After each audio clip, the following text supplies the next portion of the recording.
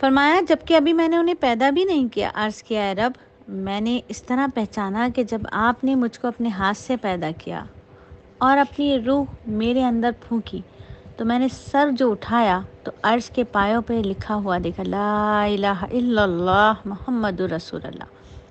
سو میں نے معلوم کر لیا کہ آپ نے اپنے پاک نام کے ساتھ ایسے ہی نام کو ملایا ہوگا جو آپ کے نزدیک تمام مخلوق سے زیادہ پیارا ہوگا۔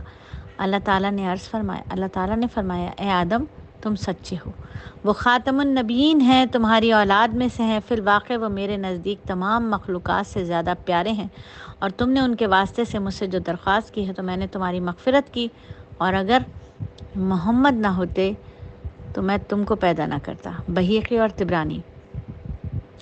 کتاب فطرت کے سرے ورق پر جو نام احمد رقم نہ ہوتا تو نقش ہستی ابھر نہ سکتے، وجود لوح و قلم نہ ہوتا، محمد نہ ہوتے تو کچھ بھی نہ ہوتا۔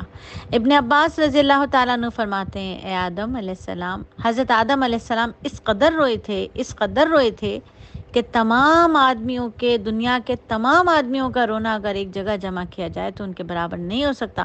40 برس تک سر اوپر نہیں اٹھایا۔ حضرت بریدہ رضی اللہ تعالیٰ عنہ نبی پاک صلی اللہ علیہ وآلہ وسلم سے نقل کرتے ہیں کہ اگر حضرت آدم علیہ السلام کے رونے کے تمام دنیا کے رونے سے مقابلہ کیا جائے تو ان کا رونا بڑھ جائے گا۔ ایک حدیث میں ہے کہ اگر ان کے آنسوؤں کو ان کی تمام اولادوں کے آنسوؤں سے وزن کیا جائے تو ان کے آنسو بڑھ جائیں گے۔ ایسی حالت میں حضرت آدم علیہ السلام نے کس طرح گریہ وزاری کی ہوگی، کس طرح گریہ وزاری کی ہوگی۔ مولانا جامی کا ایک شعر ہے، فرماتے ہیں کہ اگر حضور پاک صلی اللہ علیہ وآلہ وسلم خاتم النبیین محمد مصطفیٰ صلی اللہ علیہ وآلہ وسلم کے نام کی سفارش طلب نہ کی جاتی تو نہ آدم کی توبہ قبول ہوتی اور نہ ہی نوح علیہ السلام ڈوبنے سے نجات پاتے۔ حضرت سلیمان فارسی رضی اللہ تعالیٰ عنہ سے مروی ہے کہ ایک روز جبرائیل امین بارگاہ نبوت میں حاضر ہوئے۔ عرض کیا بے شک آپ کا رب فرماتا ہے اگرچہ میں نے ابراہیم کو خلیل بنایا لیکن آپ کو میں نے اپنا حبیب بنایا۔ میں نے آج تک کوئی ایسی چیز پیدا نہیں کی جو آپ سے زیادہ میرے نزدیک مکرم ہو۔ میں نے دنیا اور اس کے رہنے والوں کو اس لیے پیدا کیا تاکہ میں آپ کی عظمت، آپ کے درجہ رفیع سے ان کو آگاہ کروں۔ اگر آپ کی ذات نہ ہوتی تو یہ دنیا بھی پیدا نہ کرتا۔ انجیل میں حضرت عیسیٰ علیہ السلام نے نبی پاک صلی اللہ علیہ وآلہ وسلم کے بارے میں پیشن گوئیاں ایک بار نہیں بار دی ہیں۔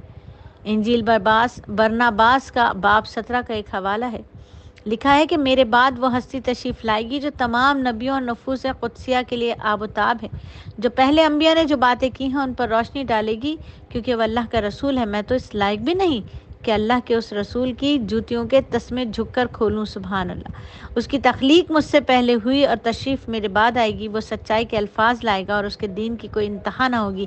یہ انجیل میں لکھا ہوا ہے، یعنی حضرت عیسیٰ علیہ السلام نے نبی پاک صلی اللہ علیہ وآلہ وسلم کا امتی بننے کے لیے اللہ تعالیٰ سے یہ دعا مانگی، اے رب بخشش والے، اے رحمت والے، اے رحمت میں غنی، تو اپنے خادم کو قیامت کے دن اپنے رسول کی امت میں ہونا نصیب فرما۔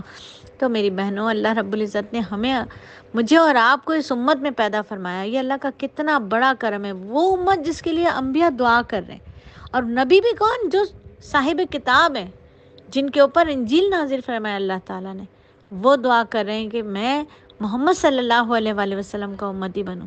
تو میری بہنوں، اللہ کا کتنا بڑا رحم، کتنا بڑا کرم ہے کہ اس نے ہمیں ہمارے مانگے بغیر نبی کا امتی بنایا۔ تو ہمیں نبی کا امتی رہنا ہے، ہمیں نبی کا عشق کرنا ہے، نبی سے محبت کرنی ہے، نبی کی سنتوں کو اپنی زندگیوں میں لاگو کرنا ہے۔ اور ہمارا ربیع الاول 12 ربیع الاول کوئی نہیں ہوتا، ہمارا ربیع الاول تو سال کے 365 دن، زندگی کے ہر دن 24 گھنٹے ہمارا تو ربیع الاول ہے، کیونکہ مومن کی زندگی کا تو ہر لمحہ ربیع الاول ہے۔